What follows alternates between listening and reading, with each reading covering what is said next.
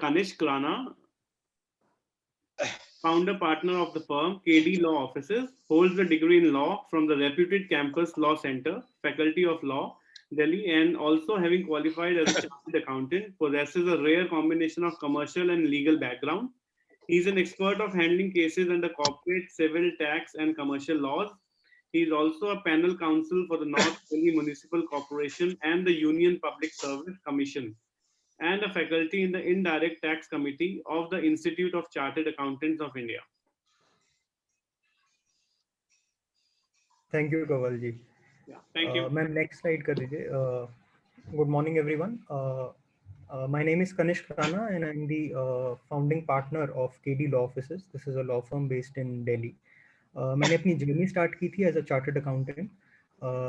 मैंने अपनी practice start की थी एज अ चार्टर्ड अकाउंटेंट, पर चार्टर्ड अकाउंटेंसी की प्रैक्टिस स्टार्ट करने के बाद मुझे इंटरेस्ट हमेशा से लॉ में था, इसलिए मैंने लॉ में एनरोल किया Delhi university faculty of law में, जो मैंने कंप्लीट की 2016 में. और उसके बाद मैंने सबसे पहले काम स्टार्ट किया Luthra and Luthra law offices, जो कि अभी उसका नाम चेंज हो गया LNL पार्टनर्स, बाराखंबा रोड पे. वहाँ पे मैंने कॉर्पोरेट और कमर्शियल एडवाइजरी और लिटिगेशन में 1.5 years काम किया. उसके बाद मैंने हार्डकोर लिटिगेशन में एक्सपीरियंस लेने के लिए सीनियर्स के साथ हाई कोर्ट से लेके लोअर कोर्ट्स, सारे कोर्ट्स में प्रैक्टिस की. और उसके बाद 2019 में इवेंचुअली मैंने अपने कॉलेज के फ्रेंड के साथ, ध्रुव गुप्ता जो हैं, उनके साथ ये फर्म एस्टेब्लिश किया. मैम नेक्स्ट स्लाइड कर दीजिए प्लीज़. हमारी फर्म में हम प्राइमरीली कॉर्पोरेट और कमर्शियल क्लाइंट्स को केटर करते हैं. हालांकि हम बाकी तरह के केसेस जो कि एम्प्लॉयमेंट मैटर्स हों, चाहे लैंड मैटर्स हों, चाहे रिकवरी मैटर्स हों, वाइट कॉलर क्राइम्स हों, तो बेसिकली हार्डकोर क्रिमिनल मैटर्स जो कि मर्डर और रेप टाइप के केसेस को छोड़कर बाकी हर टाइप के केसेस हम करते हैं. और सारे कोर्ट्स में, इनफैक्ट लोअर कोर्ट से लेके सुप्रीम कोर्ट तक सारे कोर्ट्स हम हैंडल करते हैं. मैम नेक्स्ट स्लाइड कर दीजिए प्लीज़. ये बहुत इंपॉर्टेंट है कि किस तरह से एक लॉयर आपकी हेल्प कर सकता है. इनफैक्ट एक यूजुअल परसेप्शन होता है लॉयर के बारे में, लॉयर्स और डॉक्टर्स से लोग बचना ही चाहते हैं जब तक बहुत ज़्यादा ज़रूरत ना हो. तो वो परसेप्शन एक्चुअली इनफैक्ट बिजनेसमैन को स्पेशली चेंज करने की बहुत ज़रूरत है, क्योंकि लॉयर सिर्फ आपको कोर्ट में हेल्प नहीं करते, इनफैक्ट आपको कोर्ट में जाने से बचाते हैं, या फिर अगर आपको बाई चांस कोर्ट जाना भी पड़े, किसी और के साथ आपकी डिस्प्यूट हो जाए या आपको अपने कोई राइट प्रोटेक्ट करना हो, तो वो भी आपके लिए करते हैं. इसमें मैं 3-4 चीज़ें बताना चाहता हूँ आपको, एक एग्जांपल्स के तौर पे, जो आप यूज़ कर सकते हैं, जो कि बहुत से बिजनेसमैन इंडिया में यूज़ नहीं करते हैं, जो कि है अग्रीमेंट्स आपके, जिसमें सबसे इम्पॉर्टेंट आपके लिए अग्रीमेंट है आपके एम्प्लॉयज़ के साथ, आपके एम्प्लॉयमेंट अग्रीमेंट्स, जो कि नहीं करते हैं लोग, ओरल बेसिस पे काम करते हैं. वो एम्प्लॉयज़ कल को जब आपका कंपनी छोड़ के जाते हैं, आपके क्लाइंट्स तोड़ते हैं, तो आपके पास कोई लीगल राइट बचता नहीं है अगर आपके पास कोई अग्रीमेंट नहीं है.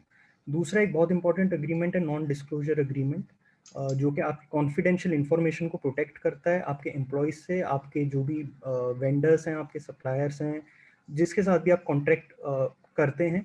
अगर आपके पास कोई रिटर्न अग्रीमेंट नहीं है जिसमें नॉन डिस्क्लोजर क्लॉज है, तो आप उसको प्रोटेक्ट नहीं कर सकते. जैसे हिमानी जी का ही बिजनेस है सोप मैन्युफैक्चरिंग का, उनकी जो भी इंफॉर्मेशन है सोप को कैसे मैन्युफैक्चर करना है, कितनी चीज़ कितनी डालनी है, वो एक कॉन्फिडेंशियल इंफॉर्मेशन है. अगर वो किसी जॉब वर्कर को वो बनाने के लिए देती हैं और वो इंफॉर्मेशन वो मिसयूज़ करके अपनी अलग से फैक्ट्री डाल लेता है, तो अगर हिमानी जी का उसके साथ नॉन डिस्क्लोजर एग्रीमेंट नहीं है, तो उनके पास कोई राइट नहीं बचेगा कोर्ट में जाके उससे क्लेम लेने का या उसको रोकने का, इंजंक्ट करने का. इसके अलावा बहुत से यहाँ पे लोग होंगे जिन्होंने अपनी वेबसाइट बनाई होगी, एप्लीकेशन बनाई होगी, उसमें बहुत सारे लोग जो हैं वो टर्म्स एंड कंडीशंस पे ध्यान नहीं देते हैं, उठा के किसी और वैसी सिमिलर वेबसाइट से कॉपी पेस्ट मार देते हैं. वो वेबसाइट खुद कहीं से कॉपी पेस्ट मारी हुई होती है. और ये बहुत इंपॉर्टेंट है, स्पेशली 2021 में जो नए रूल्स आए हैं गवर्नमेंट ने उसके बाद, जिसमें स्पेशली गवर्नमेंट ने रूल्स में लिखा हुआ है कि ये सारी चीज़ें including notifying your users that anything posted against the national integrity and sovereignty of India will be an offense. अगर आप ये सारी चीज़ें अपने टर्म्स एंड कंडीशंस में नहीं बताते अपने यूजर्स को, और अगर कल को कोई आपकी वेबसाइट पे एप्लीकेशन पे के थ्रू या उसके ऊपर कुछ ऐसा पोस्ट करता है तो आप भी लायबल हो सकते हैं।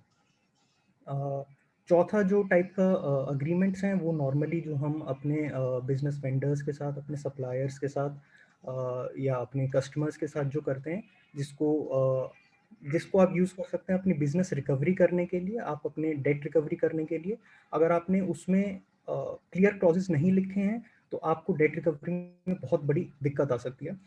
और अगर आपके पास रिटन एग्रीमेंट है तो आपके पास कोर्ट में रिकवरी करने के लिए बहुत एक अच्छा समरी सूट का एक कॉन्सेप्ट है, जिसमें आप बहुत ही क्विक वे में रिकवरी कर सकते हैं, जो कि सालों साल लगते हैं कोर्ट में रिकवरी करने में, वो आप बहुत जल्दी से कर सकते हैं। नॉर्मली सारे बिजनेसमैन जो है इंडिया में इनवॉइसेस के बेसिस पे जो है उसी को अग्रीमेंट मानते हैं। उसमें 3-4 कंडीशंस लिखी होती हैं, प्री प्रिंटेड इनवॉइसेस होते हैं जिसमें लिखा होता है कि इतना आप इंटरेस्ट देंगे और इतने दिन के अंदर आपको पैसा देना है। वो प्रॉपर एग्रीमेंट्स नहीं माने जाते हैं। हालांकि कुछ जजमेंट्स हैं जिनके बेसिस पे हम कह सकते हैं कि इनवॉइस भी एग्रीमेंट है, पर वो बहुत मुश्किल होता है प्रूव करना, क्योंकि दूसरी पार्टी उस पर साइन नहीं करती है कभी भी।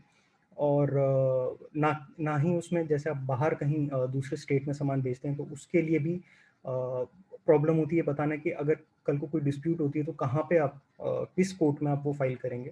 तो इसलिए अग्रीमेंट होना बहुत ज़रूरी है। आप परचेज ऑर्डर के बेसिस पे काम कर सकते हैं on order to order basis, but primarily एक अग्रीमेंट जो ये बेसिक अंडरस्टैंडिंग है उसको आउटलाइन करे, वो होना बहुत ज़रूरी है।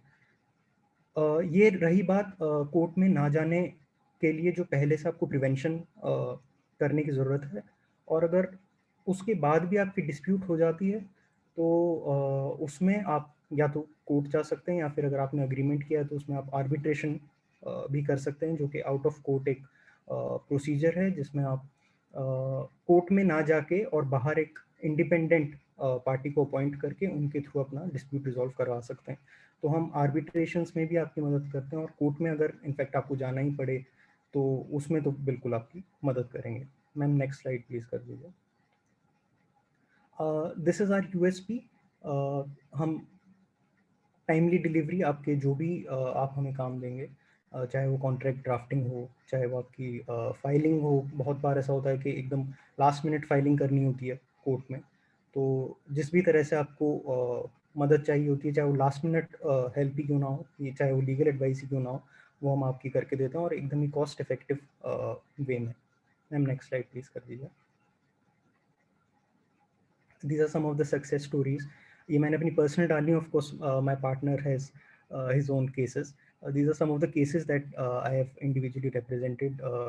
These are all very important cases जिसमें बहुत ही major question of law discuss हुए थे। ये दिल्ली हाई कोर्ट का है, एक ये इनकम टैक्स एपीलेट ट्रिब्यूनल का है। इसमें इनफैक्ट एक बहुत important question of law decide किया था 8080 ने, जिसमें है कि अगर आप अपने पावर ऑफ अटर्नी होल्डर को जो है कोई प्रॉपर्टी का वो पावर ऑफ अटर्नी होल्डर किसी को बनाते हैं और वो किसी को अल्टीमेटली प्रॉपर्टी सेल करता है आपके बिहाफ पे, तो पावर ऑफ अटर्नी होल्डर के हैंड में आप कैपिटल गेन्स टैक्स नहीं लगा सकते। वो कैपिटल गेन्स टैक्स आपको एक्चुअल ओनर के हाथ में ही लगाना पड़ेगा। ये दिल्ली में फर्स्ट ऐसा जजमेंट आया था। इसके बाद इसके ऊपर बेस करके काफ़ी इंपॉर्टेंट जजमेंट्स आए हैं। मैम नेक्स्ट स्लाइड प्लीज कर दीजिए। ये एक बड़ा ही इंटरेस्टिंग केस है। इसमें MACT, अगर यहाँ पे लोगों को पता हो, मोटर एक्सीडेंट के केसेस होते हैं, उसमें क्लेम्स जो है जो थर्ड पार्टी होती है वो क्लेम करती है जब वो एक्सीडेंट हो जाता है तो। और इंश्योरेंस कंपनी नॉर्मली जो है वो मना करती है, वो कोई ना कोई फ्लॉ निकालने की कोशिश करती है कि इन्होंने कोई इंश्योरेंस पॉलिसी की कंडीशन को ब्रीच किया था, इसलिए हमें पैसे देने की जरूरत नहीं है। उसमें कानून ये है कि इंश्योरेंस कंपनी को प्राइमरीली तो देना पड़ता है पैसा, और बाद में इंश्योरेंस कंपनी जो इंश्योर्ड था उससे पैसे रिकवर कर सकती है।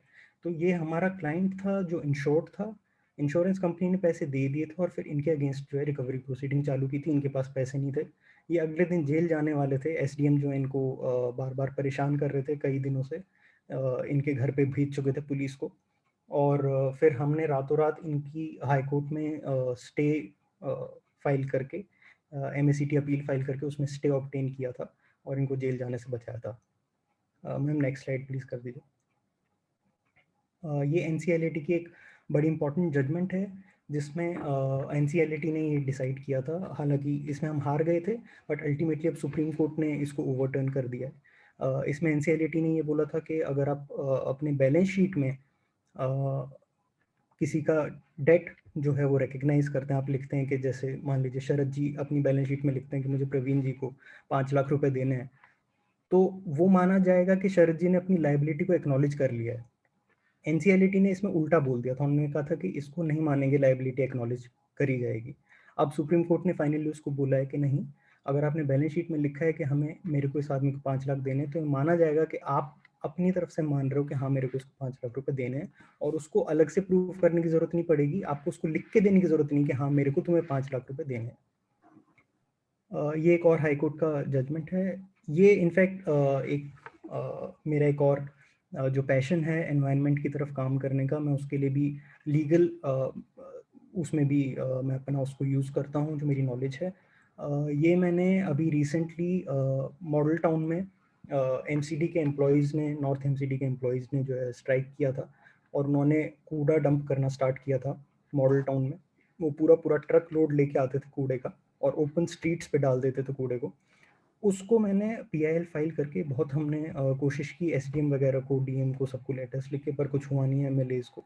फिर हमने हाईकोर्ट में एक पीआईएल फाइल की, और एक दिन के अंदर ही हाईकोर्ट ने बहुत स्ट्रिक्ट ऑर्डर पास किया कि अगर एक्शन आप नहीं लेंगे तो आपके जो डिप्टी कमिश्नर हैं वो अगली डेट पे प्रेजेंट रहेंगे कोर्ट में, और अगले ही दिन सारा का सारा कूड़ा जो है वो एमसीडी ने साफ किया है। 2 न्यूज़पेपर्स में रिपोर्ट भी हुआ था, 3 न्यूज़पेपर्स में। नेक्स्ट स्लाइड में हम कर दीजिए। सो these are some of the keywords. Ma'am next slide please कर दीजिए। these are some of our clients. Next slide में these are my gifts. ये presentation I am sure share हो जाएगी, तो ये आप देख सकते हैं और इसके लिए आप मेरे को कांटेक्ट कर सकते हैं। मैम नेक्स्ट स्लाइड प्लीज कर दीजिए। सो these are my asks.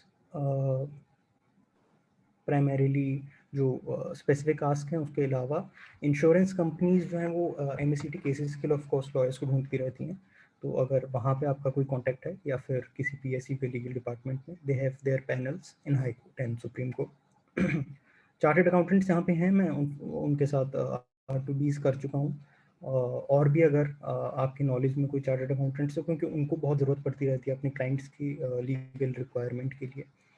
और बाकी ऑफ कोर्स स्टार्टअप्स तो हैं ही अग्रीमेंट्स और लीगल एडवाइजरी के लिए। Thank you so much.